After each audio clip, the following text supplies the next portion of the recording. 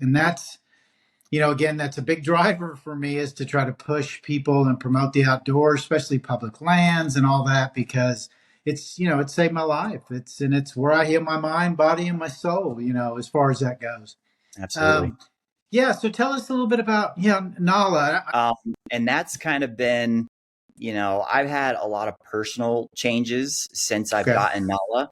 And I would say that one in particular is really kind of what sparked everything. When I moved to Utah, I I I moved here for the outdoors, right? Love Right. the outdoors. I really got into camping and hiking and all of that when I was in college.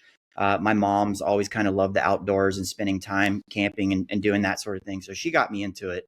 And so I knew immediately, I wanted to live somewhere with beautiful mountains and landscapes and just endless trails that I could go on. My normal walks now are like the most beautiful Hmm. hikes that you could ever imagine, and I don't take that for granted at all. I love living here, and I just feel so grateful to have that literally at my back door. Um, so yeah, I knew that when I moved here that I wanted a dog to experience all of this with and enjoy all of this beauty and this nature that I had at my disposal. And I grew up with dogs, so had Okay. been probably 10 years, over 10 years since my family dogs had passed away. And so I knew that I had wanted a dog when I moved out here. So I was looking for what type of dog would be a good outdoor adventure dog. And, the funny thing is I almost got a corgi. So I don't know if you know Okay. what corgis are, but they're Oh stumpy yeah. little dogs with short legs, and they're just the cutest things ever. And yeah, there are some actually great adventure corgis that I follow on social media, but ended up going a little different route and decided that I had wanted a golden retriever. There were some accounts on Instagram that I had followed and were really inspiring. They also were Mhm. very outdoor adventure focused, and that was just something that I really wanted. So decided to get a golden retriever. We found Nala locally, and as you did mention, I was with someone at the time. We are no longer together. We ended up breaking up about a year after I got Nala, and that was Okay. pretty tough, having to split up, Nala and the girl that I was dating at the time.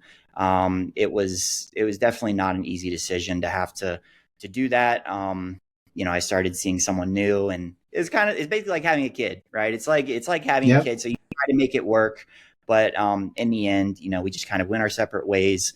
And it did make sense with our career paths that I had, kept Nala and be the one to be her kind of primary caretakers. And it wasn't until I started posting these stomp videos, which is, by the way, something that Nala's done ever since she was a puppy, just on her own. It was nothing that I That's actually crazy. intentionally caught her.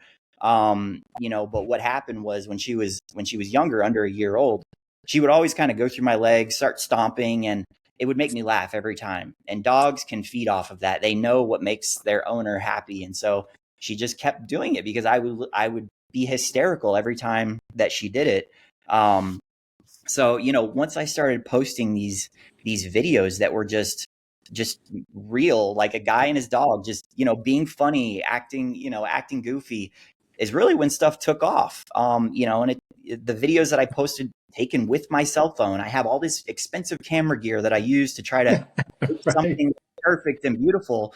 And it wasn't until I posted a video with my cell phone that stuff really kind of changed for me as far as social media